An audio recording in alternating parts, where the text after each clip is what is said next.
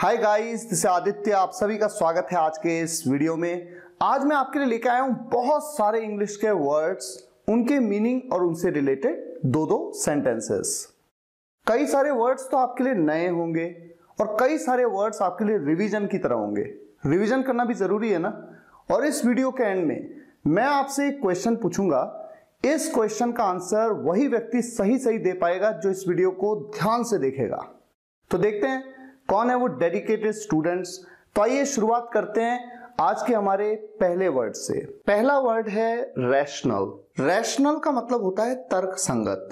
ये तो शुद्ध हिंदी है।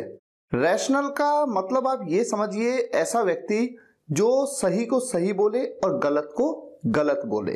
एग्जाम्पल रखता हूं मैं आपके सामने। I love talking to people who are rational and talk about facts, not their personal opinion.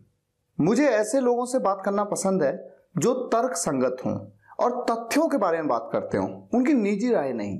तर्क संगत हों यानी कि जो सही को सही कहते हो, गलत को गलत कहते हो और तथ्यों के आधार पर बात करते हो, फैक्ट्स पे बात करते हो। ये नहीं कि अपने पर्सनल ओपिनियन के हिसाब से चीजों को जज करें। दूसरा example, B rational while talking about any political party. किसी भी राजनीतिक दल के बारे में बात करते समय तर्क संगत होइए। Next word, sane. SANE, sane. इसका मतलब होता है समझदार। A sane man would never do such a silly mistake. एक समझदार आदमी ऐसी मूर्खतापूर्ण गलती कभी नहीं करेगा। Example number 2, sane is the one who has a healthy mind and is able to take rational judgements. समझदार वो है, सेन इज द वन, समझदार वो है जिसके पास एक स्वस्थ दिमाग हो और जो तर्क संगत निर्णय लेने में सक्षम हो, एबल हो। Next, to some extent. To some extent का मतलब होता है कुछ हद तक। एक्सटेंट मतलब क्या होता है? हद, लिमिट, यही होता है ना। तो टू सम एक्सटेंट मतलब कुछ हद तक। It's true to some extent. कुछ हद तक ये सच है। To some extent you are right. कुछ हद तक आप सही हैं। I can agree on this matter but only to some extent. I can agree on this matter but only to some extent. मैं इस मामले से सहमत हो सकता हूं लेकिन केवल कुछ हद तक। अच्छा, जिस तरह से टू सम एक्सटेंट मतलब कुछ हद तक, उसी तरह से होता है टू अ ग्रेट एक्सटेंट या टू अ लार्ज एक्सटेंट। इसका मतलब होता है काफी हद तक। Rahul has done the homework to a large extent. Rahul ने काफी हद तक होमवर्क कर लिया है। I tried to make him understand to a great extent, but he is not admitting his fault. I tried, मैंने ट्राई किया, to make him understand, उसे समझाने का, to a great extent, काफी हद तक, but he is not admitting his fault. लेकिन वो अपनी गलती नहीं मान रहा है। YELL, yell. Yell मतलब होता है चीखना या चिल्लाना। Why are you yelling at me? Why are you yelling at me? तुम मुझ पर चिल्ला क्यों रहे हो? I don't yell if I lose the game. I don't yell. मैं चिल्लाता नहीं हूं if I lose the game. अगर मैं गेम हार जाऊं तो। अगर मैं गेम हार जाता हूं तो मैं चिल्लाता नहीं हूं। इसी तरह का एक एग्जाम्पल हो सकता है, yelling on every matter is your habit. हर मामले पर चिल्लाना आपकी आदत है। Next word, insolent. इंसोलेंट का मतलब होता है बदतमीज, असभ्य या ढीठ। That insolent man yelled at him. That's why he got angry too. That insolent man, वो ढीठ आदमी या वो बदतमीज आदमी उस पर चिल्लाया, इसी कारण वो भी गुस्सा हो गया। Everyone hates his insolent behavior. Everyone hates his insolent behavior. हर कोई उसके बदतमीज व्यवहार से नफरत करता है। Next word, discriminate. डिस्क्रिमिनेट का मतलब होता है भेदभाव करना या पक्षपात करना। किसी के साथ आप भेदभाव करते हैं ना, यानी कि आप डिस्क्रिमिनेट करते हैं। एग्जाम्पल क्या हो सकता है? I have noticed you always discriminate between them. मैंने देखा है आप हमेशा उनके बीच भेदभाव करते हैं। It's unethical to discriminate against people on the basis of their culture. ये अनएथिकल है टू डिस्क्रिमिनेट करना, भेदभाव करना, अगेंस्ट पीपल, लोगों के खिलाफ, on the basis of their culture, उनके कल्चर के आधार पर। तो ये पूरा सेंटेंस हो जाता है, उनकी संस्कृति के आधार पर यानी उनके कल्चर के आधार पर लोगों के साथ भेदभाव करना अनैतिक है यानी अनएथिकल है। आज का अगला वर्ड है डिस्टिंग्विश। डिस्टिंग्विश, आपको प्रोनाउंसिएशन का भी ध्यान रखना है, उच्चारण कैसे करते हैं आप वर्ड्स को, इसका भी आपको ध्यान रखना है। डिस्टिंग्विश का मतलब है अंतर करना या भेद करना। कई बार हम चीजों में डिस्टिंग्विश नहीं कर पाते कि क्या है, अंतर नहीं पहचान पाते, हम भेद नहीं पहचान पाते। एग्जाम्पल देखिए, I couldn't distinguish that this voice was not Ravi's. मैं डिस्टिंग्विश नहीं कर सका यानी मैं अंतर नहीं पता लगा सका, मैं नहीं पहचान सका कि यह आवाज रवि की नहीं थी। She couldn't distinguish whether that was a dog or a lion and she went towards it. वो नहीं समझ पाई कि वो कुत्ता था या शेर था और वो उसकी ओर चली गई। Can't you distinguish between these two vegetables? क्या आप इन दो सब्जियों के बीच अंतर नहीं बता सकते? Next word Aspire. एस्पायर का मतलब होता है महत्वाकांक्षा करना या इच्छा करना किसी चीज की। एग्जाम्पल, हर कोई बेहतर जीवन की चाह रखता है यानी कि हर कोई चाहता है कि उसका जीवन बेहतर हो, ऐसी महत्वाकांक्षा होती है व्यक्ति की, ऐसी इच्छा होती है उसकी। Everyone aspires to have a better life. हर कोई एस्पायर करता है, इच्छा करता है to have a better life, कि उसके पास क्या हो, बेटर लाइफ हो। Don't you aspire to become a great leader? क्या आप महान नेता बनने की चाह नहीं रखते? Don't you aspire? क्या आप एस्पायर नहीं करते? क्या आप इच्छा नहीं रखते to become a great leader? Substantial. Substantial का मतलब होता है बड़ी मात्रा में। The government has a substantial stake in this business. Government के पास है एक substantial stake यानी बड़ी मात्रा में स्टेक। स्टेक मतलब हिस्सेदारी। इस व्यापार में सरकार की बड़ी हिस्सेदारी है। Next example, we all want to achieve something substantial in our lives. हम सभी अपने जीवन में कुछ बड़ा हासिल करना चाहते हैं यानी जिसका लेवल कुछ बड़ा हो, सब्सटेंशियल हो। एक और एग्जाम्पल लेते हैं, even a small help of yours is substantial for me. Even a small help of yours, यहां तक कि एक छोटी सी हेल्प भी आपकी इज है सब्सटेंशियल फॉर मी, मेरे लिए बहुत। आपकी एक छोटी सी मदद भी मेरे लिए बहुत है। इंट्रोवर्ट। इंट्रोवर्ट वो होता है जो लोगों से अपनी बात खुल के शेयर नहीं करता बल्कि अपने में गुपचुप सा होता है, उसे अंतर्मुखी भी कहते हैं। Introvert people are generally not very good speakers. अंतर्मुखी लोग यानी ऐसे लोग जो कि केवल अपने तक ही बातों को रखते हैं, आमतौर पर बहुत अच्छे वक्ता नहीं होते हैं, बहुत अच्छे स्पीकर्स नहीं होते हैं। I am not an introvert person, that's why people like talking to me much. मैं एक इंट्रोवर्ट पर्सन यानी अपने तक सीमित रखने वाला व्यक्ति नहीं हूं चीजों को, इसीलिए लोग मुझसे ज्यादा बात करना पसंद करते हैं। नेक्स्ट वर्ड इसका उल्टा है एक्सट्रोवर्ट। एक्सट्रोवर्ट वो व्यक्ति होता है जो लोगों से अपनी बात खुल के शेयर करता है, ओपनली बताता है। I am an extrovert person due to which I sometimes get into trouble. मैं एक एक्सट्रोवर्ट पर्सन हूं यानी मैं खुलकर बोलता हूं जिसके कारण मैं कभी कभी परेशानी में पड़ जाता हूं। Next example, extrovert people are generally very good speakers. Extrovert लोग आमतौर पर, जनरली मतलब आमतौर पर, बहुत अच्छे स्पीकर्स होते हैं। Next word complementary. कॉम्प्लीमेंट्री जैसे आप किसी रेस्टोरेंट में जाते हैं, आप कुछ ऑर्डर करते हैं और उसके साथ में कुछ फ्री मिल जाता है आपको, और आपसे वेटर कहता है कि sir this is complimentary for you. Complimentary का मतलब है मुफ्त, प्रशंसा के साथ यानी आपको अप्रिशिएट करते हुए मुफ्त में मिला हुआ कुछ। एग्जाम्पल देखिए, I have got 2 complimentary tickets for the movie. मुझे फिल्म के लिए 2 मुफ्त टिकट मिले हैं। This soup is complimentary for you with the meal. यह सूप भोजन के साथ, मील के साथ आपके लिए निःशुल्क है यानी मुफ्त है। Next word is irrespective. Irrespective का मतलब है परवाह किए बिना, और इररिस्पेक्टिव के बाद हमेशा ऑफ का यूज किया जाता है, OF of.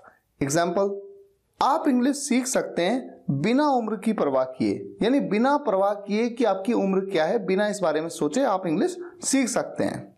You can learn English irrespective of the age. Next example, असफलता के डर की परवाह किए बिना वो अपना 100% देना चाहता है। Irrespective of the fear of failure, he wants to give his 100%। Irrespective of the fear of failure, failure के डर के बारे में सोचे बिना या उसकी परवाह किए बिना वो अपना 100% देना चाहता है। Next word heal. हील का मतलब होता है भरना या ठीक होना। जैसे कोई घाव है वो हील हो जाता है, कुछ समय बाद वो ठीक हो जाता है। Rohan's broken arm took several weeks to heal. Rohan's broken arm, broken arm, arm मतलब हाथ, जो कंधे से लेकर के पूरा उंगलियों तक जो पूरा हाथ है उसे आर्म कहते हैं ना। Rohan's broken arm took several weeks to heal. Rohan की टूटी बाह को ठीक होने में कई हफ्ते लग गए। उसे आप बाह भी कहते हैं ना, हाथ कहते हैं या बाह कहते हैं, भुजा कहते हैं। Next example, it said that time heals all the wounds. It said that time heals all the wounds. कहा जाता है कि समय सभी घावों को भर देता है। अगला वर्ड बहुत ही सिंपल है, इमीडिएट। इमीडिएट का मतलब होता है तुरंत, शीघ्र। The police took immediate action to deal with the riots.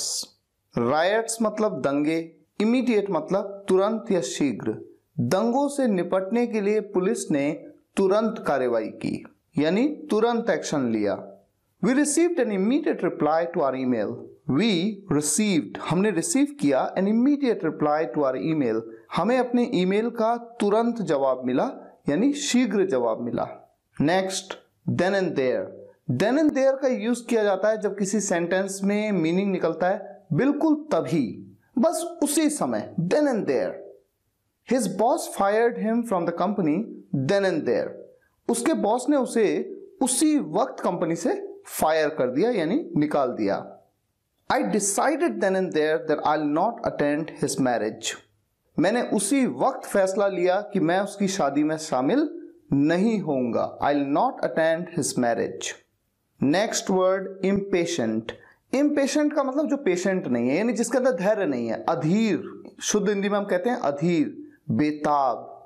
The people of America had become impatient to see that person. उस व्यक्ति को देखने के लिए अमेरिका के लोग बेताब हो गए थे। Don't be impatient, things will be all right by itself. अधीर ना हो, इम्पेशेंट ना हो, चीजें अपने आप ठीक हो जाएंगी। बाय इटसेल्फ मतलब खुद ब खुद, अपने आप ही। Next word generous. जेनरस मतलब उदार, दरिया दिल। He is a very generous person as I always see him helping the poor. वो एक बहुत उदार व्यक्ति है, वो बहुत ही जेनरस है क्योंकि मैं हमेशा उसे गरीबों की मदद करते देखता हूं। His generous behaviour has made us speechless. उसके जेनरस बिहेवियर ने, उसके उदार व्यवहार ने हमें हैरान कर दिया है, हमें स्पीचलेस कर दिया है। हमारे पास कोई वर्ड्स नहीं है कि हम किस तरह से तारीफ करें। नेपोटिज्म। नेपोटिज्म का मतलब होता है भाई भतीजावाद। जैसे कोई व्यक्ति किसी अच्छी पोस्ट पे चला गया तो अपने भाई बंधुओं को भी वहां पर उस डिपार्टमेंट पे ले आता है। Nepotism is pretty common in film industry. Film उद्योग में नेपोटिज्म बहुत आम है। Nepotism is not always unethical, as everyone would obviously benefit his near and dear ones. Nepotism हमेशा अनैतिक नहीं होता है, यानी अनएथिकल नहीं होता है, क्योंकि हर कोई ऑब्वियसली अपने खास लोगों को, जो कि अपने नियर हैं, डियर हैं, अपने सगे संबंधी हैं, उनको लाभान्वित करेगा। एक और एग्जाम्पल से समझते हैं। His father was a king, that's why only he'll become the king is nepotism. उसके पिता एक किंग थे, यानी उसके पिता एक राजा थे, केवल इसलिए वही राजा बनेगा। ये क्या है? यही तो नेपोटिज्म है। इंट्रूजन। इंट्रूजन का मतलब होता है घुसपैठ। American government has ensured that no intrusion takes place from the neighbouring countries. American government has ensured that no intrusion takes place from the neighbouring countries. अमेरिकी सरकार ने यह सुनिश्चित किया है, यह एंश्योर किया है कि पड़ोसी देशों से कोई घुसपैठ ना हो। Next example, intrusion for any country is serious matter of concern because it becomes the reason of crime. Intrusion for any country is serious matter of concern because it becomes the reason of crime. किसी भी देश के लिए घुसपैठ गंभीर चिंता का विषय है, सीरियस मैटर ऑफ कंसर्न है, क्योंकि यह अपराध का कारण बन जाता है।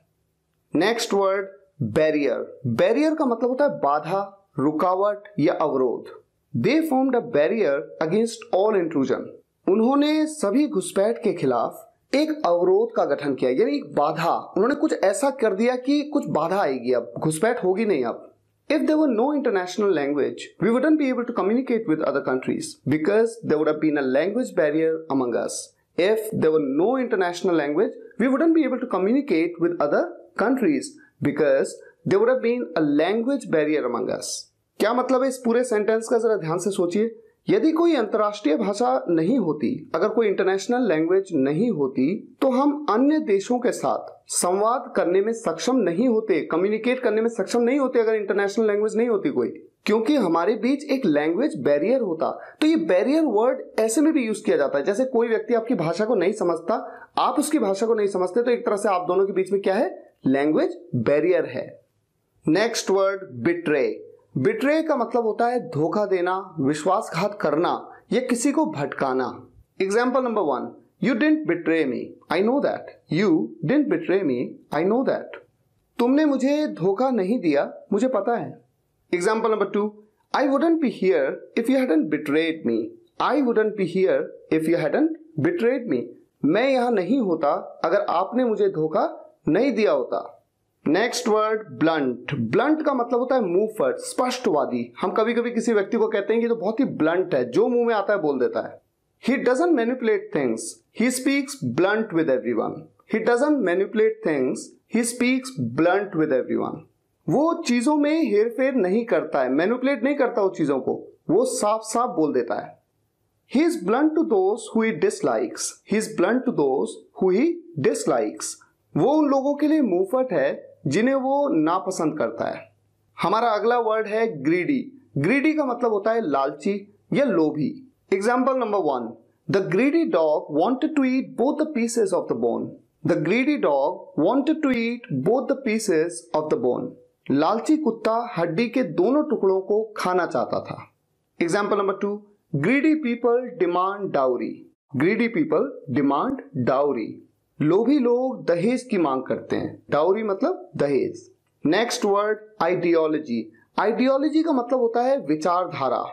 Every political party works on its ideology. हर राजनीतिक दल अपनी विचारधारा पर काम करता है। अगला एग्जाम्पल हो सकता है, one can change the clothes but can't change the ideology. व्यक्ति कपड़े बदल सकता है लेकिन विचारधारा नहीं बदल सकता। Next word revenge. रिवेंज का मतलब होता है बदला लेना या प्रतिशोध। To forgive enemies is a charming way of taking revenge. To forgive enemies is a charming way of taking revenge. दुश्मनों को माफ कर देना बदला लेने का एक आकर्षक तरीका है। Example number 2, terrorist attacks are carried out with the mentality of revenge. Terrorist attacks are carried out with the mentality of revenge. आतंकवादी हमले प्रतिशोध की मानसिकता से किए जाते हैं। Next word intrigue. इंट्रीग का मतलब होता है साजिश या षड्यंत्र। It looks like an intrigue against him. लगता है मानो उसके खिलाफ कोई षड्यंत्र हो। The disclosure of this intrigue against him shocked the world. The disclosure of this intrigue against him shocked the world. उसके खिलाफ की गई साजिश के खुलासे ने दुनिया को चौंका दिया। Next word backbite. बैकबाइट का मतलब होता है चुगली करना या पीठ पीछे निंदा करना। He keeps backbiting, that's why I avoid talking to him. वो चुगली करता रहता है, इसीलिए मैं उससे बात करने से बचता हूं, मैं अवॉइड करता हूं उससे बात करना। We shouldn't backbite as it exhibits our negativity. हमें पीठ पीछे निंदा नहीं करनी चाहिए क्योंकि हमारी नकारात्मक को प्रदर्शित करता है। एग्जिबिट का मतलब होता है प्रदर्शित करना, नेगेटिविटी का मतलब होता है नकारात्मकता। कन्फाइंड। कन्फाइंड का मतलब होता है सीमित रहना, के अंदर रहना, इस तरह का सेंस आएगा, जैसे कि कोई व्यक्ति किसी पर्टिकुलर एरिया के अंदर कन्फाइंड हो जाता है। Example number 1, Ramesh is confined to bed due to his serious illness. Ramesh is confined to bed due to his serious illness. Ramesh अपनी गंभीर बीमारी के कारण बिस्तर तक ही सीमित रह गया है। अगला example, earlier women were confined to the four walls of their house. पहले महिलाएं अपने घर की चारदीवारी के अंदर रहती थी।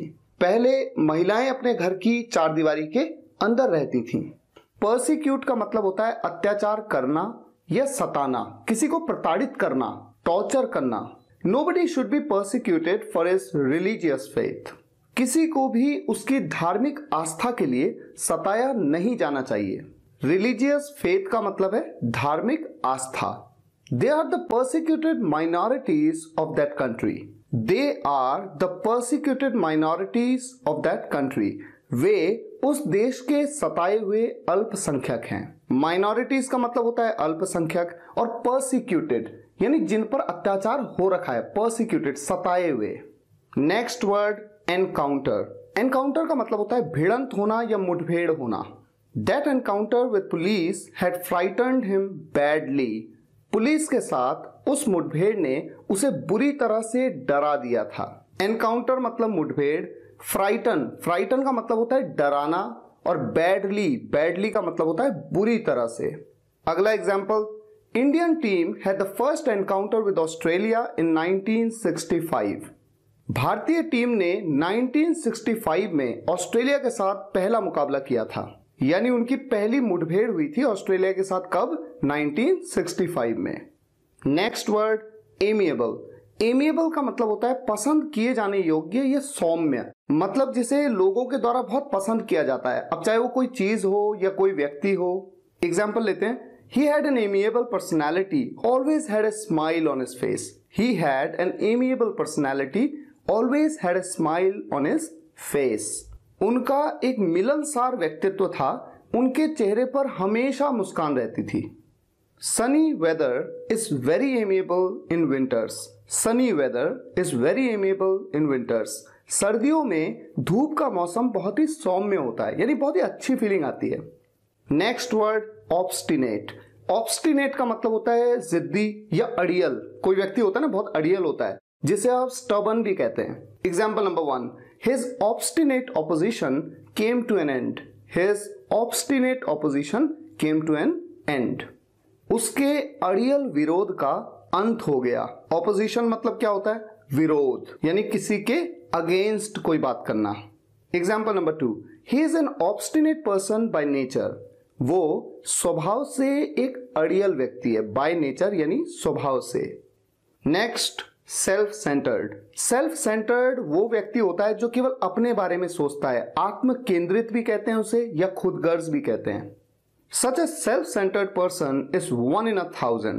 Such a self-centered person is 1 in 1,000. 1 in 1,000 का मतलब होता है हजारों में एक। ऐसा खुदगर्ज व्यक्ति हजारों में एक ही होता है। People don't respect a self-centered person. लोग खुदगर्ज व्यक्ति का सम्मान नहीं करते हैं। People don't respect. Next word, philanthropist. Philanthropist, इस तरह से इसे प्रोनाउंस किया जाएगा। फिलैंथ्रोपिस्ट का मतलब होता है जनहितैषी, समाज सेवी या परोपकारी, जो दूसरों के बारे में हमेशा अच्छा सोचता है। Example number 1, he is a philanthropist, he is running thousands of NGOs for human welfare. वो एक परोपकारी व्यक्ति हैं, वो मानव कल्याण के लिए हजारों एनजीओ चला रहे हैं। He is a philanthropist while you are self centred. There is a huge difference between the two. वो एक परोपकारी व्यक्ति है, जबकि आप खुदगर्ज हैं। आप क्या हैं? सेल्फ सेंटर्ड हैं, जबकि वो क्या है? फिलैंथ्रोपिस्ट है। दोनों में बहुत बड़ा अंतर है। There is a huge difference between the two. Next, make sure. Make sure का यूज आप तब करते हैं जब आप किसी को कहना चाहते हैं कि इस बात को श्योर करिए, यानी सुनिश्चित करिए, सुनिश्चित करना, इसका ये मतलब है। Make sure you wash your hands before you touch the food. Make sure you wash your hands before you touch the food. सुनिश्चित करिए कि आप भोजन को छूने से पहले अपने हाथ धो लें। Please make sure nothing goes wrong. Please make sure nothing goes wrong. कृपया सुनिश्चित करें कि कुछ भी गलत ना हो। As usual. एज यूजुअल का मतलब होता है हमेशा की तरह। I called him as usual but this time his behaviour was a little rude. मैंने उसे हमेशा की तरह कॉल किया, लेकिन इस बार उसका व्यवहार थोड़ा रूड था, यानी थोड़ा कठोर था। Next, in a nutshell. In a nutshell ये कंजंक्शन है और इसका मतलब होता है संक्षेप में, यानी शॉर्ट में, ब्रीफ में। In a nutshell I admit that the entire procedure was very tiring. In a nutshell I admit that the entire procedure was very tiring. संक्षेप में कहूं तो मैं मानता हूं कि पूरी प्रक्रिया बहुत थका देने वाली थी, बहुत टायरिंग थी। प्रोसीजर मतलब होता है प्रक्रिया, टायरिंग मतलब थकाने वाला। In a nutshell, organic food always has more nutrients. In a nutshell, organic food always has more nutrients. संक्षेप में कहूं तो जैविक भोजन में, ऑर्गेनिक फूड में हमेशा अधिक पोषक तत्व होते हैं। न्यूट्रिएंट्स मतलब पोषक तत्व। Next, to the point. To the point का मतलब होता है मुद्दे पर। जैसे हम किसी को कह सकते हैं कि टू द पॉइंट बात करिए, घुमा फिरा के बात मत करो, टू द पॉइंट बात करो, यानी सीधा मुद्दे पर आओ। I have to go, please come to the point. I have to go, please come to the point. मुझे जाना है, कृपया मुद्दे पर आओ। His answer was to the point. His answer was to the point. उसका उत्तर बिल्कुल सटीक था, यानी टू द पॉइंट था। डिफेमेटरी का मतलब होता है अपमानजनक। Defamatory comments must not be tolerated. Defamatory comments must not be tolerated. अपमानजनक टिप्पणियों को बर्दाश्त नहीं किया जाना चाहिए। टॉलरेट मतलब बर्दाश्त करना, डिफेमेटरी कमेंट्स मतलब अपमानजनक टिप्पणियां। Example number 2, take care of not making defamatory statements about any person. Take care of not making defamatory statements about any person. किसी भी व्यक्ति के बारे में अपमानजनक बयान न करने का ध्यान रखें। ध्यान रखें के लिए हमने कहा टेक केयर ऑफ। अपमानजनक बयान यानी defamatory statements. Next word, latter. इसे बिल्कुल वैसे ही प्रोनाउंस किया जाता है, वैसे ही बोला जाता है जैसे कि आप किसी को लेटर लिखते हैं। इसका मीनिंग होता है बाद वाला। जैसे कि एग्जाम्पल हो सकता है, खेल का बाद वाला भाग बहुत ही रोमांचक था। खेल का बाद वाला भाग बहुत ही रोमांचक था। The latter half of the game was very exciting. Exciting मतलब रोमांचक, लेटर हाफ मतलब बाद वाला भाग। The latter half of the game was very exciting. दूसरा एग्जाम्पल, दो विकल्पों में से मैं हमेशा बाद वाला पसंद करता हूं। दो विकल्पों में से यानी दो चॉइसेस में से, दो अल्टरनेटिव्स में से मैं हमेशा बाद वाला पसंद करता हूं। Out of the two choices I always prefer the latter. Out of the two choices I always prefer the latter. Next word, blunder. Blunder का मतलब होता है बड़ी भूल। जैसे मिस्टेक होती है वो तो छोटी मोटी होती है, लेकिन ब्लंडर का मतलब है कि बहुत बड़ी मिस्टेक कोई कर दे। This blunder turned out to be the best action of my life. This blunder turned out to be the best action of my life. यह ब्लंडर, ये भूल मेरे जीवन की सबसे अच्छी कार्रवाई बन गई। इस सेंटेंस का मतलब कुछ ऐसा है कि मैंने जो किया मुझे लगा कि ये मेरी बड़ी भूल है, लेकिन ये भूल नहीं होके ये तो मेरे लिए बेस्ट हो गई, बेस्ट एक्शन हो गया है मेरी लाइफ का। Mistakes can be forgiven, not blunders. Mistakes can be forgiven, not blunders. गलतियों को माफ किया जा सकता है, बड़ी भूलों को नहीं। गलतियों को माफ किया जा सकता है। फॉरगिव मतलब माफ करना, मिस्टेक्स मतलब गलतियां, ब्लंडर्स मतलब बड़ी गलतियां यानी बड़ी भूल। Next word, monopoly. मोनोपोली का मतलब होता है एकाधिकार। मान लीजिए किसी सेक्टर में कोई एक ही कंपनी है और कस्टमर्स के पास में कोई ऑप्शन नहीं है किसी दूसरी कंपनी में जाने का। ऐसे में उस एक कंपनी की मोनोपोली हो जाती है मार्केट में, और मोनोपोली वैसे भी कोई ठीक चीज नहीं है। एग्जाम्पल देखिए, no one has the monopoly on government assets, you can't destroy them. No one has the monopoly on government assets, you can't destroy them. सरकारी संपत्ति पर किसी का एकाधिकार नहीं है, किसी की मोनोपोली नहीं है, आप उन्हें नष्ट नहीं कर सकते, you can't destroy them. Next example, had there been only one company here, it would have had monopoly in market. Had there been only one company here, it would have had monopoly in market. अगर यहाँ केवल एक company होती, अगर यहाँ केवल एक company होती तो बाजार में इसका एकाधिकार होता। ये सेंटेंस कंडीशनल टाइप 3 का सेंटेंस है जो मैंने कंडीशनल सेंटेंसेस के वीडियो लेक्चर में आपको बताया है। Next word, exile. एग्जाइल का मतलब होता है निर्वासन या देश निकाला। एग्जाम्पल हो सकता है, Lord Shri Rama was on exile for 14 years. Lord Shri Rama was on exile for 14 years. भगवान श्री राम 14 साल के लिए वनवास पर थे। एग्जाइल मतलब क्या हुआ, निर्वासन हो गया था उनका, देश निकाला हो गया था, यानी वनवास पे उन्हें भेज दिया गया था। To be exiled from one's own country in any way is not a sweet memory for anyone. To be exiled from one's own country in any way is not a sweet memory for anyone. किसी भी तरह से अपने देश से निर्वासित होना किसी के लिए भी एक मीठी याद नहीं है। यानी कि ये इतना आसान नहीं है कि अगर आपको निर्वासित कर दिया जाए तो आप इसे अपनी स्वीट मेमोरी माने। किसी के लिए भी ये स्वीट मेमोरी नहीं है। Next word, endanger. इंडेंजर का मतलब होता है खतरे में डालना। You can't endanger thousands of people for your one plan. You can't endanger thousands of people for your one plan. आप अपनी एक योजना के लिए, एक प्लान के लिए हजारों लोगों को खतरे में नहीं डाल सकते। Doing this may endanger you. Doing this may endanger you. ऐसा करने से आपको खतरा हो सकता है। Next word, identical. आइडेंटिकल का मतलब होता है समान, एक जैसा। Two words may have the same meaning. Two words may have the same meaning. दो शब्द अर्थ में समान हो सकते हैं। At first glance, the twins look identical. At first glance, the twins look identical. पहली नजर में जुड़वा बच्चे एक जैसे दिखते हैं। हमारा अगला वर्ड है evidence.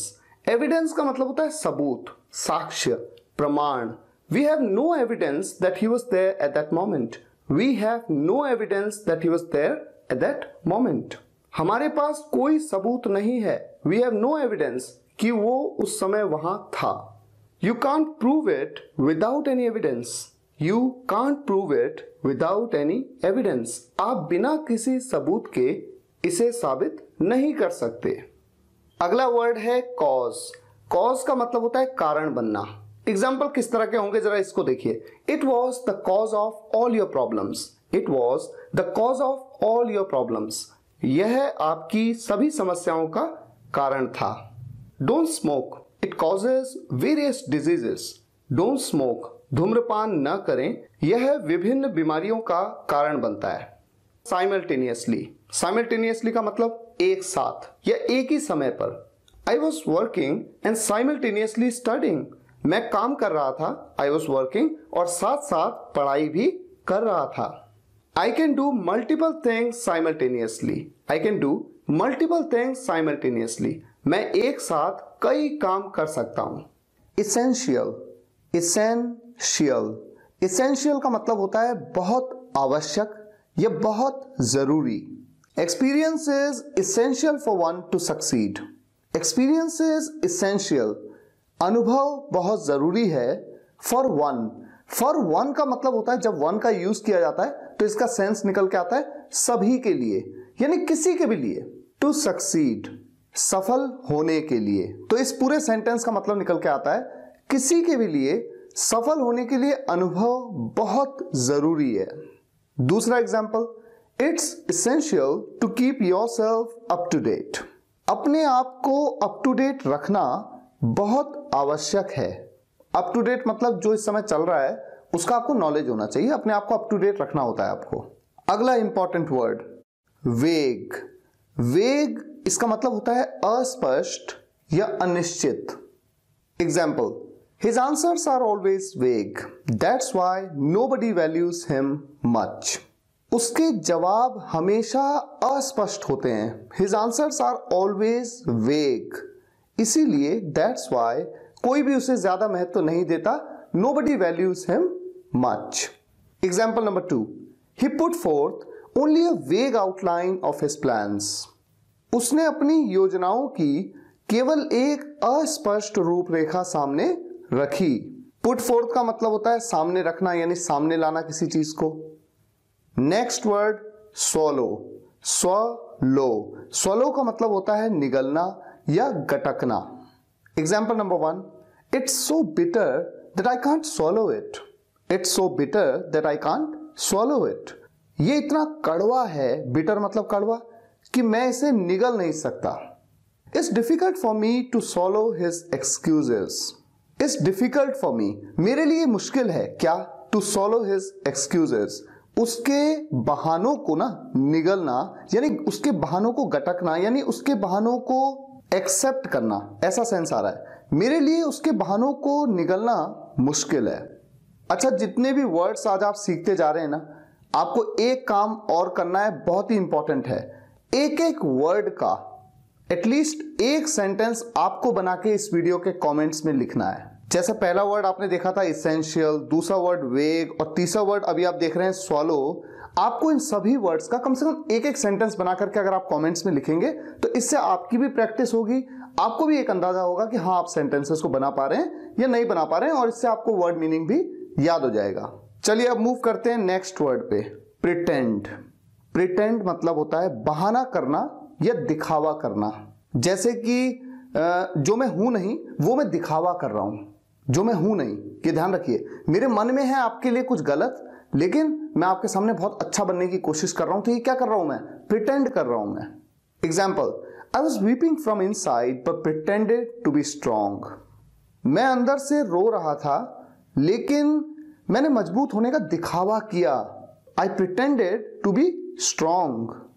Example number 2, don't pretend to be nice in front of them. Don't pretend to be nice, अच्छा बनने का दिखावा मत करो, इन फ्रंट ऑफ देम, उनके सामने, उनके सामने अच्छा होने का दिखावा मत करो। Next word, show off. Show off का मतलब होता है दिखावा करना। अब देखिए पहले वाला जो प्रिटेंड था, प्रिटेंड मतलब तो ये है ना कि जो मैं नहीं हूं वो मैं दिखा रहा हूं, लेकिन यहां पर दिखावा करना कि जैसे मेरे पास अच्छे कपड़े हैं तो मैं उसका दिखावा कर रहा हूं, या मेरे पास एक अच्छी कार है तो मैं उसका दिखावा कर रहा हूं, मेरे पास एक अच्छा मोबाइल है, एक अच्छा लैपटॉप है, मैं उसका दिखावा कर रहा हूं, या मेरे पास बहुत पैसा है मैं उसका दिखावा कर रहा हूं। उस तरह का दिखावा करने के लिए आप शो ऑफ कहते हैं। He has a tendency to show off whatever he purchases new. Tendency मतलब होता है प्रवृत्ति होना, यानी आदत होना। उसकी टेंडेंसी है, उसकी आदत है, उसकी प्रवृत्ति है कि वो दिखावा करता है जो भी कुछ वो नया खरीदता है। Don't show off your power to the poor. गरीबों को अपनी पावर मत दिखाओ। Don't show off your power, अपनी पावर मत दिखाओ, मत शो ऑफ करो टू द पुअर, गरीबों को। Next word, somehow. समहाउ का मतलब होता है किसी तरह से या जैसे तैसे। जैसे हम कहते हैं ना कि किसी तरह से मैं वहां पहुंच पाया, ये जैसे तैसे मैं यहां आ पाया हूं, बहुत मुश्किल से, जैसे तैसे मैं यहां पर आ पाया। तो एग्जांपल लेते हैं, I could do it somehow. मैं किसी तरह ये कर पाया। Somehow I manage to call you. किसी तरह मैं आपको कॉल करने में कामयाब रहा। Next word, enthusiasm. इसे एंथुजियाज्म या इंथुजियाज्म, ई या ए दोनों से शुरुआत करते हैं, एंथुजियाज्म या इंथुजियाज्म, और इसका मतलब होता है उत्साह या जोश। Great success is never achieved without enthusiasm. बिना उत्साह के बड़ी सफलता कभी नहीं मिलती है। We should learn English with enthusiasm. हमें जोश के साथ इंग्लिश सीखनी चाहिए। अगला वर्ड, क्यूरियस। क्यूरियस का मतलब होता है उत्सुक या अभिलाषी। जिस व्यक्ति के अंदर बहुत उत्सुकता होती है किसी चीजों को जानने की, कुछ करने की, उसे क्यूरियस कहते हैं। I was curious to know about him. मैं उसके बारे में जानने के लिए उत्सुक था, यानी अभिलाषी था, क्यूरियस था। Next example, freshers are always curious about knowing the new things. Freshers हमेशा नई चीजों के बारे में जानने को लेकर उत्सुक रहते हैं। हमारा अगला वर्ड है एक्सटेंसिव। एक्सटेंसिव मतलब बहुत बड़ा या व्यापक, जो बहुत विशाल हो या ज्यादा हो, काफी ज्यादा हो। Her knowledge on this matter is really extensive. इस विषय पर उसका ज्ञान बहुत व्यापक है, यानी बहुत ज्यादा है। Example number 2, there is an extensive garden in his house. उसके घर में एक बहुत बड़ा गार्डन है। Next word, forbid. फॉरबिड का मतलब होता है रोकना या मना करना। एग्जाम्पल बहुत ही इंटरेस्टिंग है, देखिए, God forbid if your parents were ill what would you do. भगवान ना करे, गॉड फॉरबिड, अगर तुम्हारे मम्मी पापा बीमार होते तो तुम क्या करते, what would you do. All the vehicles are forbidden to take entry here. All the vehicles are forbidden to take entry here. सभी वाहनों का, यानी कि सभी व्हीकल्स का यहां आना मना है। वायलेंस, वायलेंस, इसे कभी भी वॉयलेंस नहीं कहना, वॉयलेंस नहीं बल्कि वायलेंस। तो प्रोनाउंसिएशन का ध्यान रखना है। इसका मीनिंग होता है हिंसा। हिंसा तो आप जानते हैं, लड़ाई झगड़ा, क्रूरता दिखाना। Gandhi ji was always against the violence. Gandhi ji हमेशा हिंसा के विरुद्ध थे। Example number 2, violence is not the solution of any problem. हिंसा किसी भी समस्या का समाधान नहीं है। नेक्स्ट, करेज। करेज मतलब होता है साहस या हिम्मत। ममता couldn't have courage to go out alone।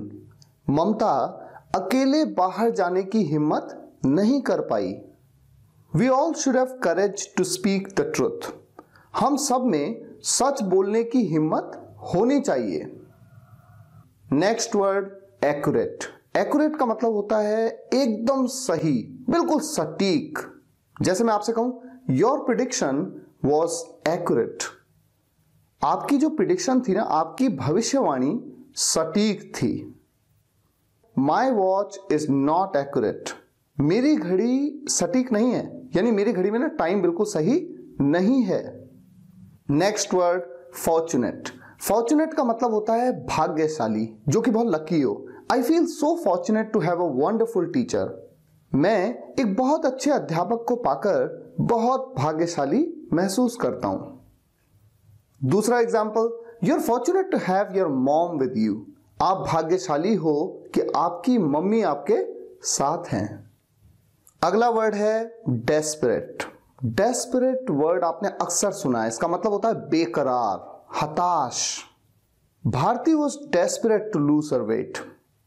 Bharti अपना वजन कम करने के लिए बेकरार थी, यानी कि बहुत हताश थी उस बात को लेकर कि उसका वेट ज्यादा है, उसको उसे कम करना था। इसको लेके वो काफी डेस्परेट थी।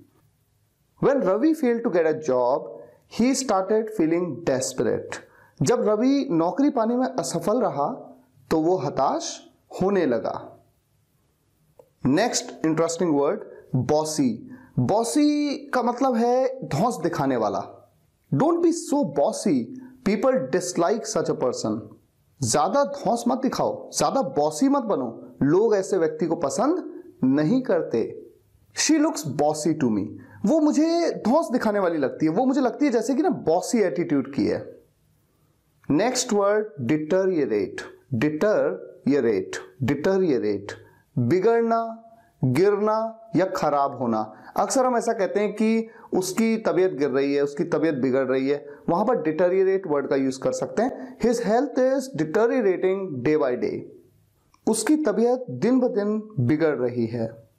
Things have been deteriorated badly between us. हमारे बीच चीजें बहुत बिगड़ चुकी हैं, बहुत डिटरियरेट हो चुकी हैं। Next word, ashamed. अशेम्ड मतलब शर्मिंदा होना।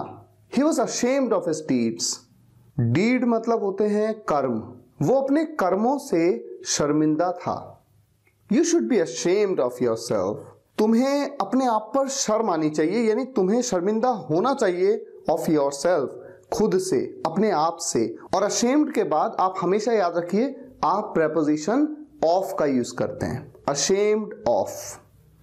Next, merely. मेयरली का मतलब होता है बस, महज।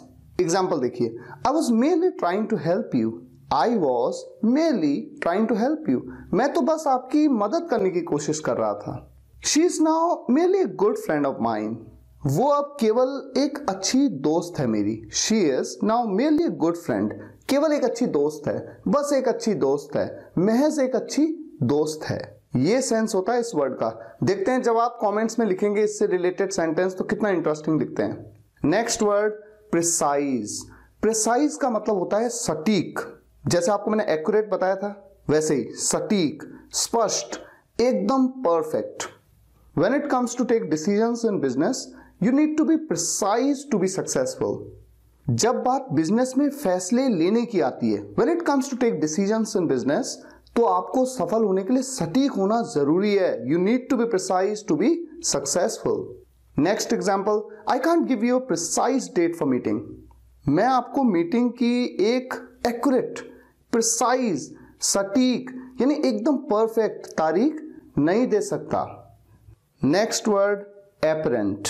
एपरेंट का मतलब होता है प्रत्यक्ष, साफ, स्पष्ट, जो कि साफ साफ दिख रहा है, कहने की जरूरत ही नहीं है, स्पष्ट है बिल्कुल। It was apparent by his face that he was so confused.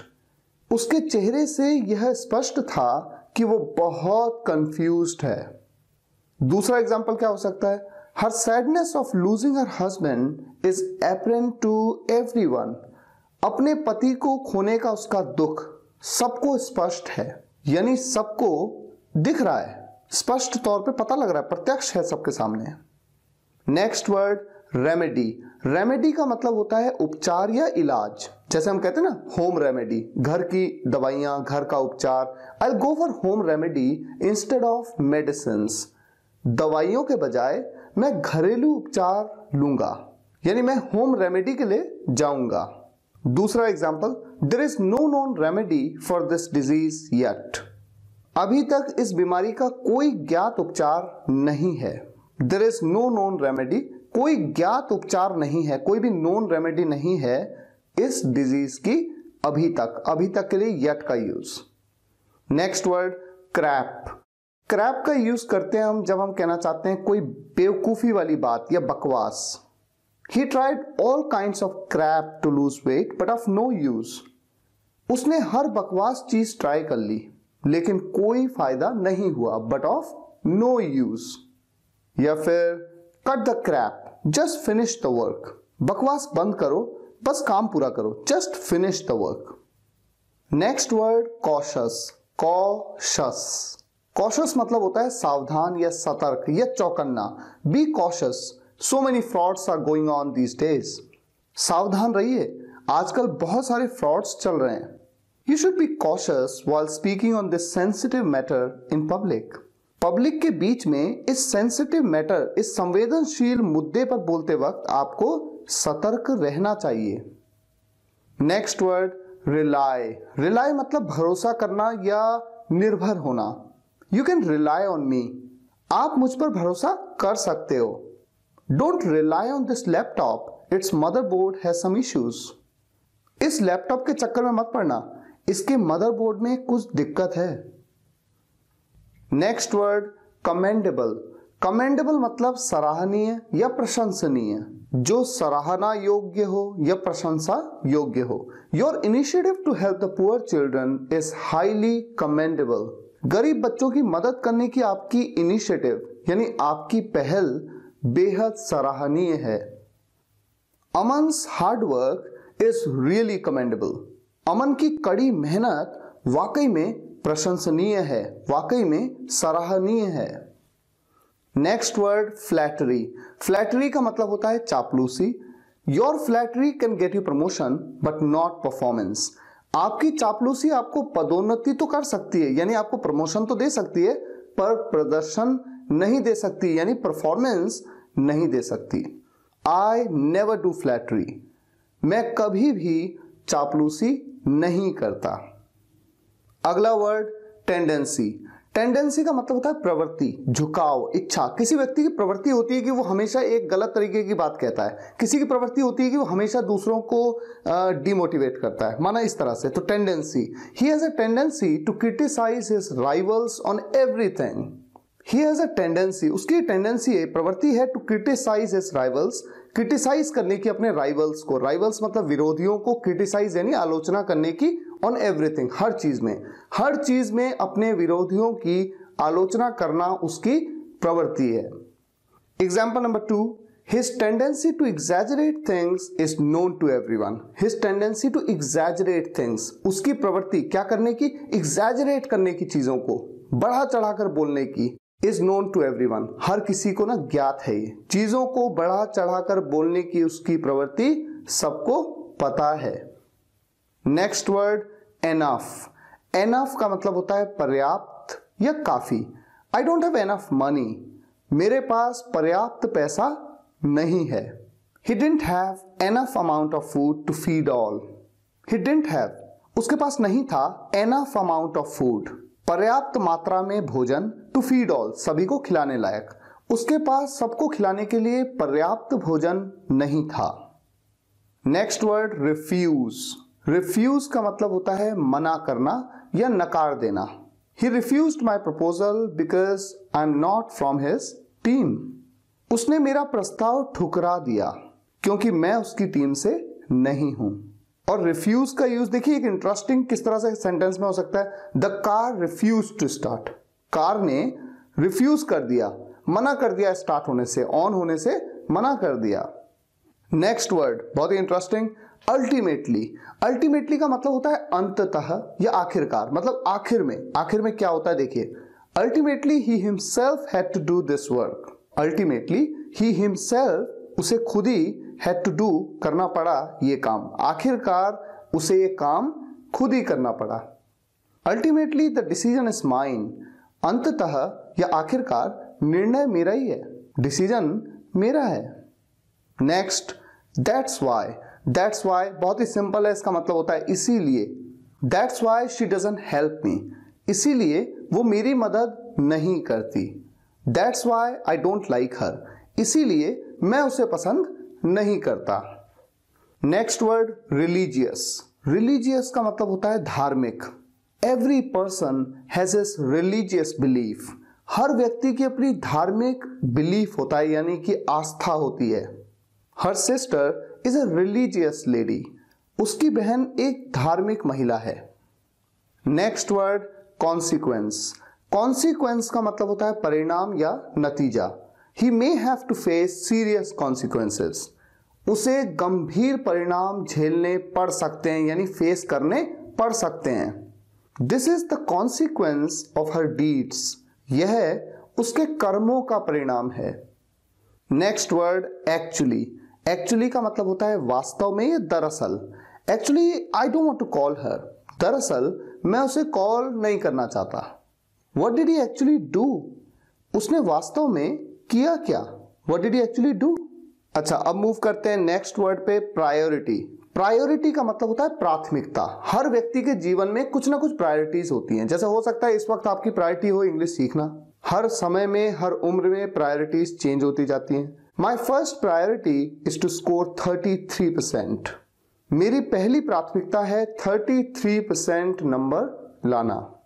We need to understand our priorities and act accordingly, हमें अपनी प्राथमिकताओं को समझने और उसके अनुसार कार्य करने की आवश्यकता है। वी नीड टू अंडरस्टैंड, हमें समझना होगा आवर प्रायोरिटीज, हमारी प्राथमिकताओं को, एंड एक्ट अकॉर्डिंगली। एक्ट मतलब करना, काम करना, अकॉर्डिंगली उसके अनुसार। Next word exhausted. एग्जॉस्टेड मतलब थका हुआ। I got exhausted after returning from there, वहां से लौटने के बाद मैं थक गया। I got exhausted. I've been exhausted of his excuses. मैं उसके बहानों से थक गया हूं। I have been exhausted. मैं थक गया हूं of his excuses, उसके बहानों से। अगला वर्ड है imitate. imitate का मतलब होता है नकल उतारना, जैसे छोटे बच्चे दूसरों की नकल उतार उतार के जो सीखते हैं ना। Small kids imitate and learn. छोटे बच्चे नकल करके सीखते हैं, यानी नकल करते हैं और सीखते हैं। He can imitate many actors. वो कई एक्टर्स की नकल उतार सकता है। अगला वर्ड pathetic. pathetic का मतलब होता है निराशाजनक, बहुत ही खराब, दयनीय। Her performance was pathetic. उसकी परफॉर्मेंस निराशाजनक थी। As a manager, he is pathetic. एक मैनेजर के तौर पे वो बेकार है, यानी दयनीय है। Next word superstitious. सुपरस्टिशियस अंधविश्वासी। These people are extremely superstitious. ये लोग बेहद अंधविश्वासी हैं। A superstitious person is very dangerous for society. एक अंधविश्वासी व्यक्ति समाज के लिए बहुत खतरनाक होता है। Next word although. although का मतलब होता है हालांकि, यद्यपि, भले ही। although he is my friend, yet I don't want to go with him. हालांकि वो मेरा दोस्त है, फिर भी मैं उसके साथ जाना नहीं चाहता। Although I know him for years, yet I'm unsure about his next move. हालांकि मैं उसे सालों से जानता हूं, फिर भी मैं उसके अगले मूव को लेकर कुछ कह नहीं सकता, यानी कि मैं अनश्योर हूं, अनिश्चित हूं, मुझे नहीं पता कि वो अगला मूव उसका क्या होगा। अगला वर्ड है कमिटमेंट। कमिटमेंट का मतलब होता है वादा, वचनबद्धता। Commitment requires hard work and discipline. वचनबद्धता के लिए कड़ी मेहनत और अनुशासन की आवश्यकता होती है। He has made a commitment to pay rent on time. He has made a commitment to pay rent on time. उसने समय पर किराया देने का वादा किया है, यानी ये उसका कमिटमेंट है कि वो समय पर किराया देगा। हमारा अगला वर्ड है स्केयर। स्केयर का मतलब होता है डराना या भयभीत करना। He was driving the car fast to scare us. वो हमें डराने के लिए कार तेज चला रहा था। Loud noise can scare animals and birds. तेज आवाज जानवरों और बर्ड्स को, एनिमल्स और बर्ड्स को, जानवरों और चिड़ियों को भयभीत कर सकती है। अगला वर्ड जेलस। जेलस मतलब जलन या ईर्ष्या। Are you jealous of me? क्या आपको मुझसे जलन हो रही है? I hate jealous people. मुझे जलन करने वाले लोगों से नफरत है। अगला वर्ड है स्पॉइल। स्पॉइल मतलब बिगड़ जाना या खराब हो जाना। Does milk spoil quickly? क्या दूध जल्दी खराब हो जाता है? The rain spoiled our picnic. Rain ने हमारी पिकनिक को स्पॉइल कर दिया, यानी बारिश ने हमारी पिकनिक खराब कर दी। Next word challenge. चैलेंज का मतलब है चुनौती, सामना करना या कठिनाई। Life is a challenge. जिंदगी एक चुनौती है। Challenges come to us to make us better. चुनौतियां हमें बेहतर बनाने के लिए हमारे सामने आती हैं। चुनौतियां हमें क्यों मिलती हैं? ताकि हम और बेहतर हों। Next word overcome.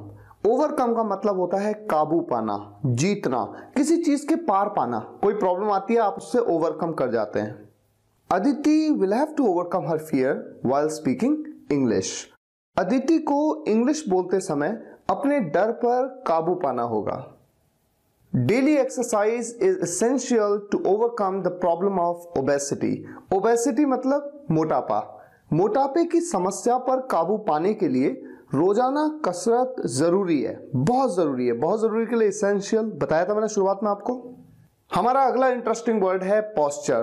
पोस्चर का मतलब होता है ढंग, हाव भाव। जैसे आप किसी से बात कर रहे हैं, किस अंदाज में आपकी बातचीत चल रही है, आपकी बॉडी लैंग्वेज क्या है, खड़े हैं तो किस तरह से, बैठे हैं तो किस तरह से, इसे कहते हैं posture. Poor posture can cause you back pain. गलत ढंग से बैठना आपकी पीठ दर्द का कारण बन सकता है। गलत पोस्चर की वजह से आपको बैक पेन हो सकता है। दूसरा example, when you are giving an interview your posture matters a lot. जब आप इंटरव्यू दे रहे हो आपका पोस्चर बहुत मायने रखता है। टैकल। टैकल मतलब निपटना या सुलझाना, किसी भी प्रॉब्लम को ना टैकल करना। अक्सर आपने सुना होगा, I have no idea how to tackle this problem. मैं नहीं जानता कि इस समस्या से कैसे निपटा जाए, कैसे इस समस्या को टैकल किया जाए।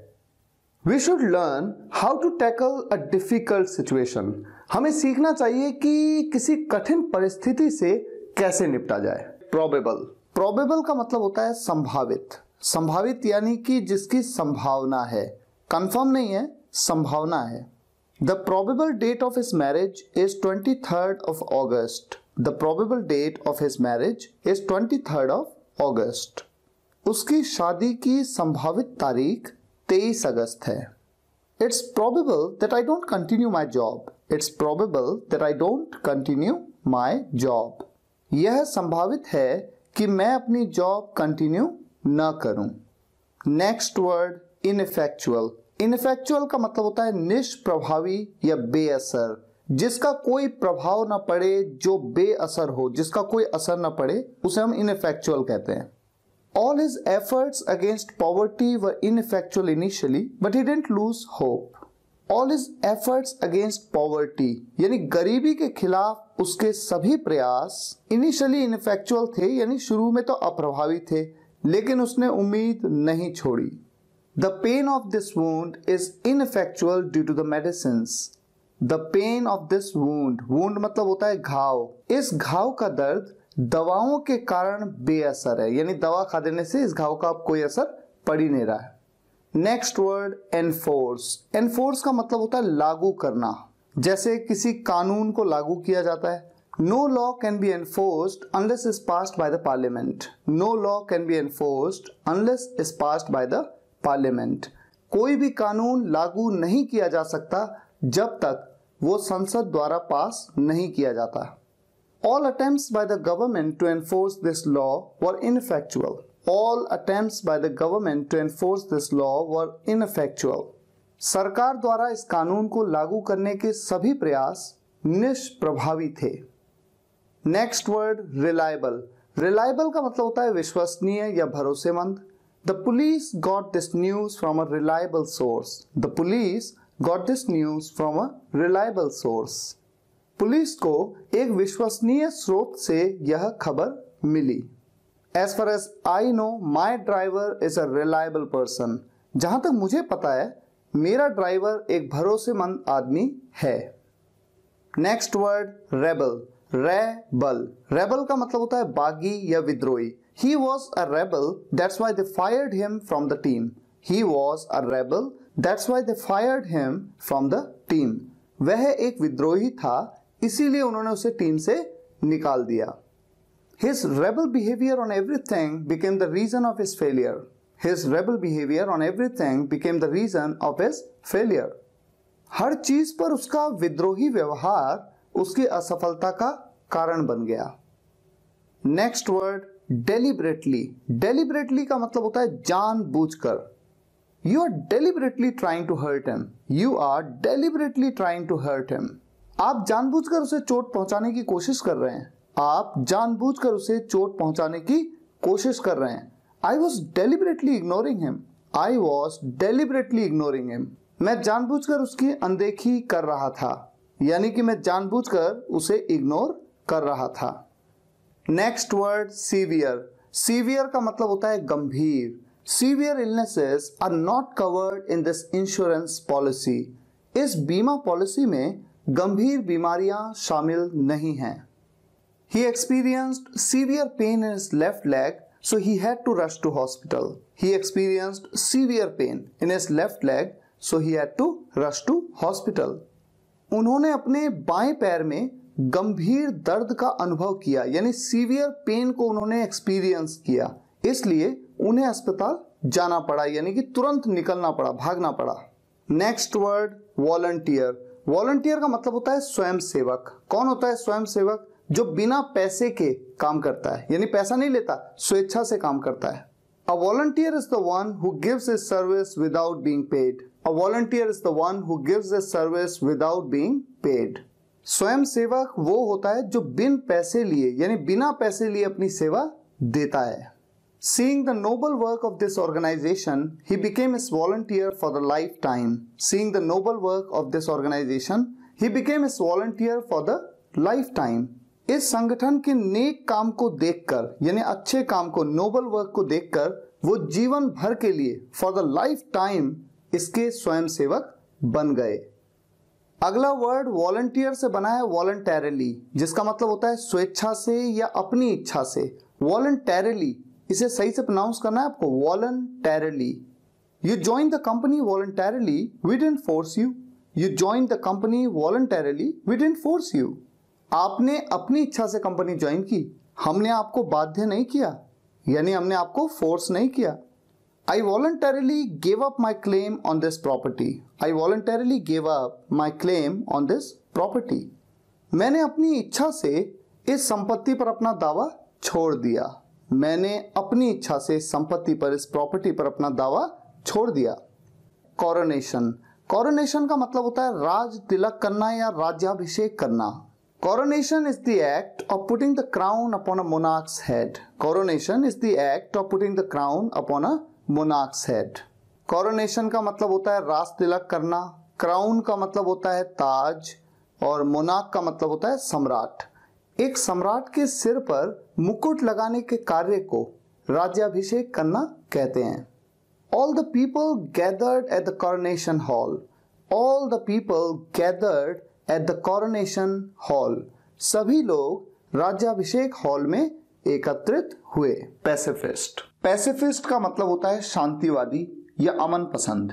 जो व्यक्ति शांतिवादी होता है, शांति प्रिय होता है. Example number 1, I have never seen such a pacifist person in my life.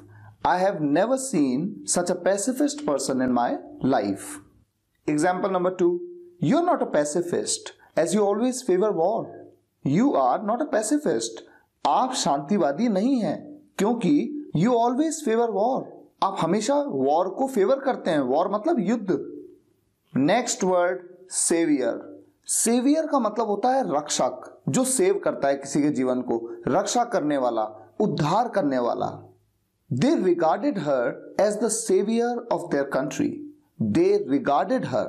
उन्होंने उसको इस तरह से रिगार्ड किया, मानते थे उसको. क्या मानते थे? As the savior of their country. अपने देश का रक्षक. वे उसे अपने देश का उद्धार करता मानते थे, रक्षक मानते थे. My savior is no one but God. मेरा सेवियर कोई और नहीं है बल्कि कौन है? गॉड है. मेरी रक्षा करने वाला कोई और नहीं बल्कि ईश्वर है. Next word categorically. कैटेगोरिकली मतलब होता है स्पष्ट रूप से, क्लियर, सब कुछ बिल्कुल क्लियर तरीके से. They categorically refuse to take part in this competition.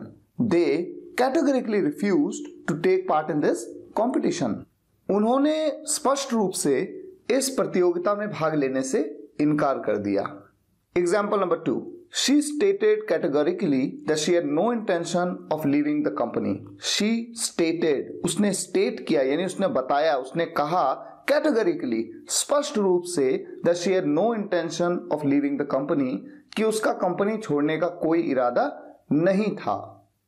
Next word egoist. Egoist का मतलब होता है अहंकारी. जो व्यक्ति बहुत ईगो होती है, जिसके अंदर बहुत अहंकारी होता है जो व्यक्ति, उसे ईगोइस्ट कहते हैं. Ranjay is an egoist person who only cares about himself. Ranjay एक अहंकारी व्यक्ति है जो केवल अपनी परवाह करता है. Your egoist behaviour will harm you in long run. आपका ईगोइस्ट बिहेवियर यानी आपका अहंकारी व्यवहार आपको लंबे समय में नुकसान पहुंचाएगा. नेक्स्ट ऑन बिहाफ ऑफ या वंस बिहाफ. अभी मैं आपको एग्जांपल्स में समझाता हूं. इसका मतलब होता है की ओर से या की तरफ से. एग्जांपल देखिए. I am writing to you on my brother's behalf. या तो ऐसे कह दूं या फिर I am writing to you on behalf of my brother.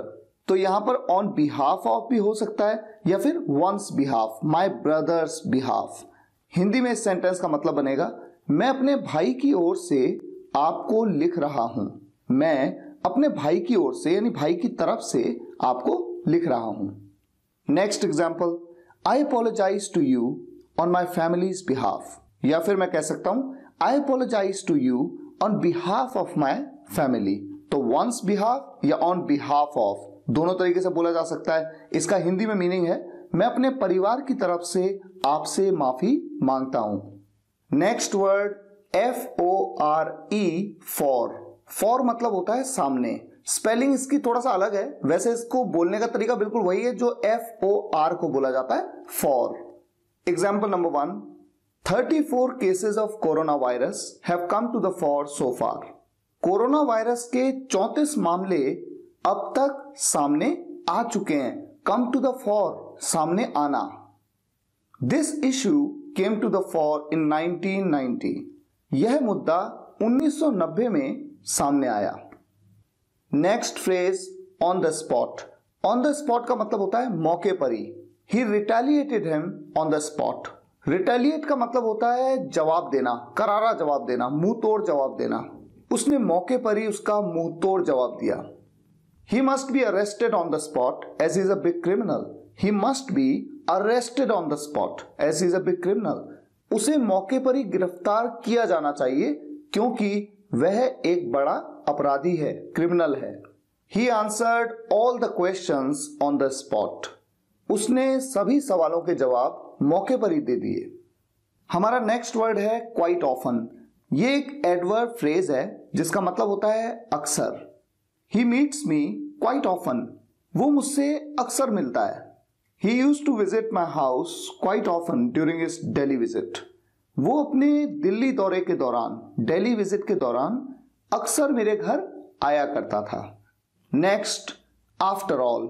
इसका मतलब बनेगा आखिरकार या फिर सब होते हुए भी। एग्जाम्पल देखिए, after all he is my brother, I never go against him. After all he is my brother, आखिर वो मेरा भाई है, मैं उसके खिलाफ कभी नहीं जाऊंगा। After all he is an MLA, he is responsible towards the society. आखिरकार वो एक विधायक हैं, उनकी समाज के प्रति जिम्मेदारी है। आर्डेंट, आर्डेंट मतलब होता है प्रचंड, बहुत ज्यादा, कट्टर। I am your ardent admirer, मैं आपका बहुत बड़ा प्रशंसक हूं। एडमायर मतलब होता है प्रशंसा करना, एडमायरर मतलब प्रशंसक। Most of my friends are ardent supporter of that YouTuber, मेरे अधिकांश मित्र उस यूट्यूबर के कट्टर समर्थक हैं। न्यूबी, न्यूबी का मतलब होता है नौसिखिया, जो कि नया नया हो, जिसको बहुत अच्छा एक्सपीरियंस ना हो। I am a newbie to this game, मैं इस खेल के लिए एक नौसिखिया हूं, यानी कि मैं एक्सपर्ट नहीं हूं। I don't want to hire a newbie, I need an expert. मैं एक नौसिखिया को नहीं हायर करना चाहता, यानी मैं एक नौसिखिया नहीं रखना चाहता अपने काम में, मुझे एक विशेषज्ञ की आवश्यकता है, एक एक्सपर्ट की आवश्यकता है। Next word, proficient. Proficient, proficient वो व्यक्ति होता है जो पारंगत हो किसी काम में, कुशल हो, निपुण हो। Are you proficient in computers, क्या आप कंप्यूटर में प्रोफिशिएंट हैं, यानी पारंगत हैं। He is proficient in customer dealing, that's why I have hired him. वो कस्टमर डीलिंग में प्रोफिशिएंट है, यानी निपुण है, इसीलिए मैंने उसे काम पर रखा है, मैंने उसे हायर किया है। नेक्स्ट वर्ड, MENTOR, इसे मेंटर या मेंटोर दोनों तरीके से प्रोनाउंस किया जाता है। इसका मतलब होता है गुरु, उस्ताद, परामर्शदाता, सलाहकार, जो कि आपको सिखाता है कुछ, जो आपको कुछ सलाह देता है, परामर्श देता है, जो आपको ट्रेन करता है। He was my mentor when I joined the company in 2012. वो मेरे गुरु थे जब मैंने 2012 में कंपनी ज्वाइन की थी। No mentor likes to train a lazy person. No mentor likes to train a lazy person.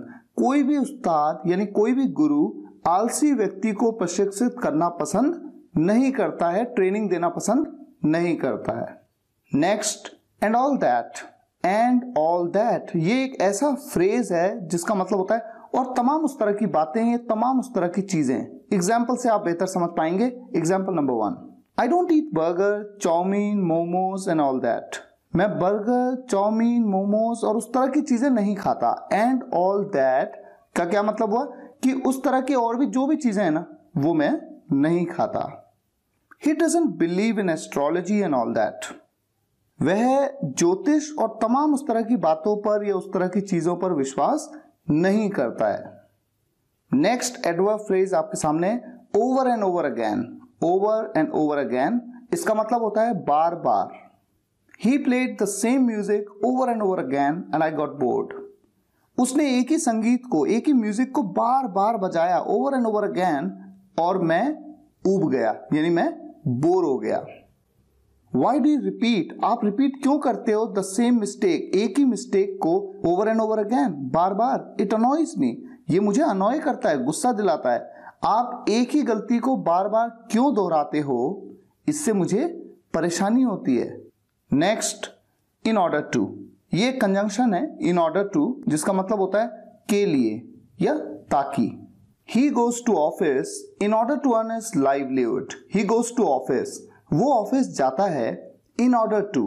In order to मतलब किस चीज के लिए, ताकि क्या कर सके वो, टू अर्न हिज लाइवलीहुड, अपनी जीविका कमाने के लिए, ताकि उसका घर चल सके। वह अपनी आजीविका कमाने के लिए ऑफिस जाता है। In order to pass the exam she studied day and night. In order to pass the exam, परीक्षा पास करने के लिए she studied day and night, उसने पढ़ाई की, कब, दिन रात, उसने दिन रात पढ़ाई की। हमारा नेक्स्ट वर्ड है स्पैट। स्पैट मतलब अनबन, कहा सुनी, या कोई झगड़ा हो जाता है किसी से, कोई अनबन हो जाती है।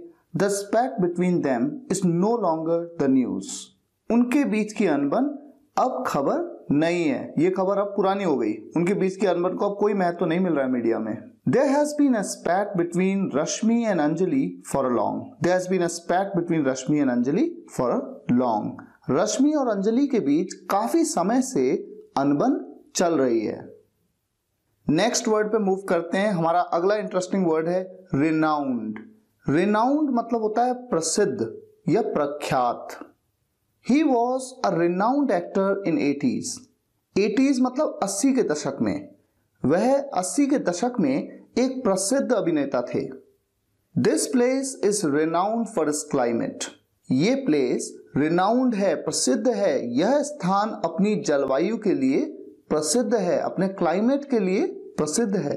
She was renowned for her acting. She was renowned for her acting. वह अपने अभिनय के लिए, अपनी एक्टिंग के लिए प्रसिद्ध थी। नेक्स्ट, मोर और लेस। मोर और लेस एक बहुत ही इंटरेस्टिंग सा एडवर्ब है। इसका मतलब होता है लगभग। सेंटेंस में देखिए कैसे यूज होता है। These two mobiles are more or less same in price. These two mobiles are more or less same in price. ये दोनों मोबाइल कीमत में लगभग समान है, more or less same. My salary was more or less same in 2005 than what you are earning right now. 2005 में मेरी salary यानी मेरा वेतन लगभग उतना ही था जो आप आज कमा रहे हो। स्केप्टिकल। स्केप्टिकल वो व्यक्ति होता है जो बहुत शक्की होता है, बहुत ही संदेह करने वाला, दूसरों पर हमेशा शक करता रहता है। He is always skeptical about things. He is always skeptical about things. वो हमेशा चीजों को लेकर संदेह में रहता है। You are a skeptical person by nature. You are a skeptical person by nature. आप स्वभाव से, नेचर से शंकालु व्यक्ति हो, यानी शक करते रहते हो, संदेह करते रहते हो। Figure out. फिगर आउट का मतलब होता है पता लगाना। किस तरह के सेंटेंस में यूज किया जाता है? I immediately figured out that was Rahul. I immediately figured out that it was Rahul. मैं तुरंत समझ गया कि राहुल है, यानी कि मुझे तुरंत पता लग गया कि ये राहुल है। Example number 2, can you figure out how many pens I have in my pocket? Can you figure out, क्या पता लगा सकते हैं? क्या पता लगाने की बात हो रही है? How many pens I have in my pocket, मेरी जेब में कितने पेन हैं? तो ये सेंटेंस हो गया। क्या आप ये पता लगा सकते हैं कि मेरी जेब में कितने पेन हैं? Next word approximate. अप्रोक्सीमेट का मतलब होता है लगभग या अनुमानित, जिसका अनुमान लगाया जाता है, एक अंदाजा लगाया जाता है। Example number 1, what's the approximate price of that mobile? What's the approximate price of that mobile? उस मोबाइल की अनुमानित कीमत क्या है, यानी उस मोबाइल की कीमत लगभग क्या है। Example number 2, you can't even figure out the approximate value of his assets. You can't even figure out the approximate value of his assets. Assets मतलब होता है संपत्ति, क्या है आपके पास, वो आपके एसेट्स हैं। अप्रोक्सीमेट वैल्यू लगभग जो मूल्य है उसका अनुमानित मूल्य है। इवन का यूज यहां पर तक के सेंस के लिए किया गया है। आप उसकी संपत्ति के अनुमानित मूल्य तक का पता नहीं लगा सकते। You can't even figure out. Next word obsolete. Obsolete का मतलब होता है पुराना या अप्रचलित, जो अब नहीं चलता।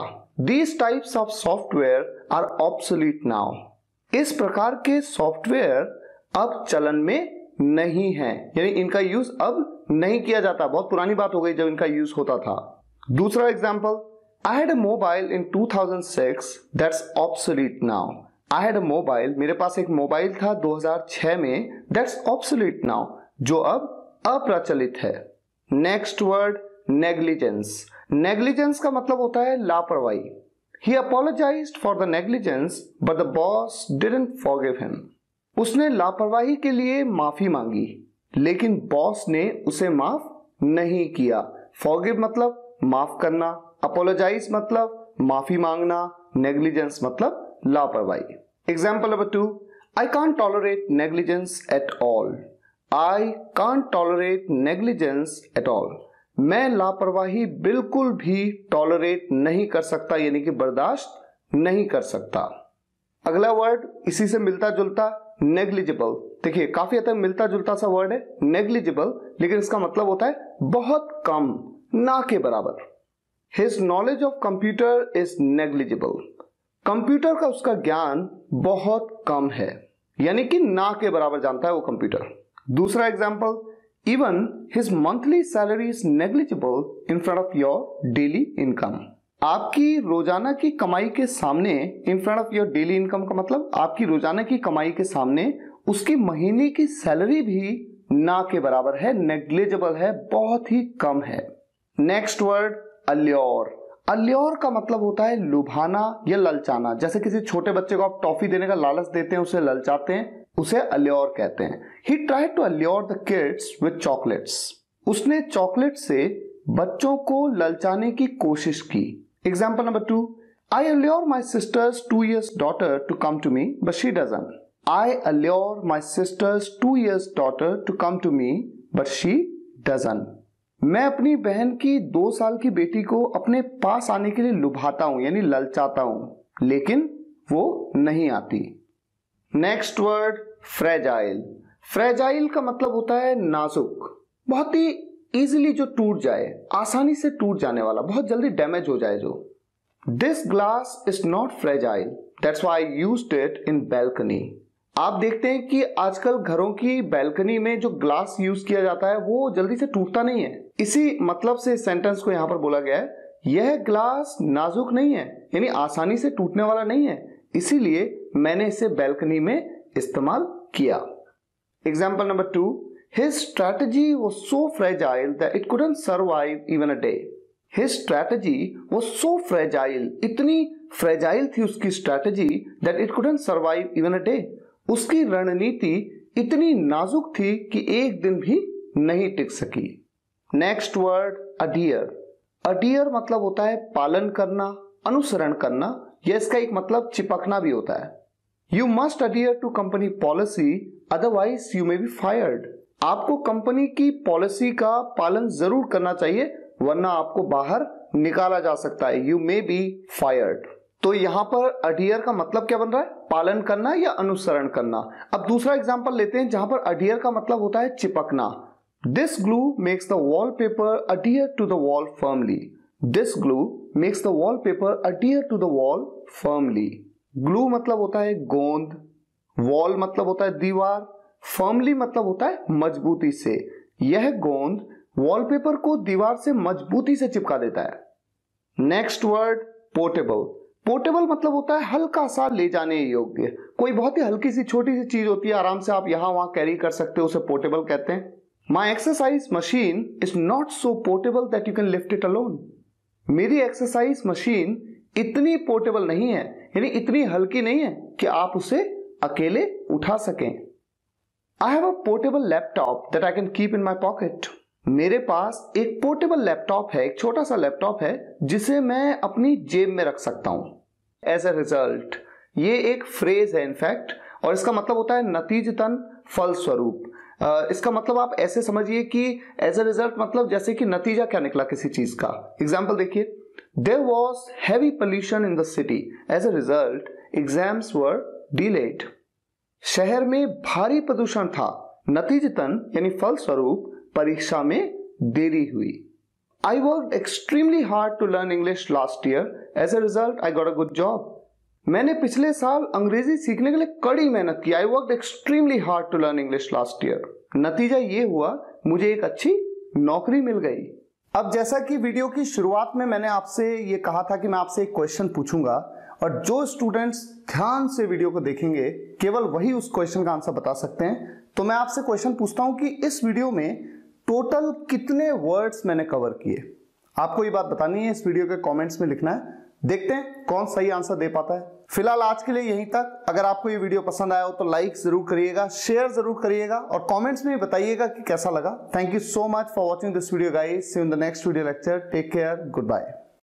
सभी वीडियोस एक के बाद एक देखने के लिए आप चैनल की प्लेलिस्ट में जाइए या फिर स्पोकन इंग्लिश गुरु एंड्रॉइड ऐप इंस्टॉल कर लीजिए। आप चाहें तो कंप्लीट कोर्स किट भी मंगवा सकते हैं, जिसमें मेरी सभी बुक्स हैं और साथ ही लेसन वाइज वीडियोस की पेन ड्राइव भी। विजिट करिए मेरी वेबसाइट www.spokenenglish.guru। अगर आप एक सक्सेसफुल ब्लॉगर बनना चाहते हैं तो आप मेरा ब्लॉगिंग कोर्स भी ज्वाइन कर सकते हैं, जिसमें आपको 6 मंथ्स का फ्री टेक्निकल सपोर्ट दिया जाता है। अधिक जानकारी के लिए विजिट करिए www.wemakebloggers.com।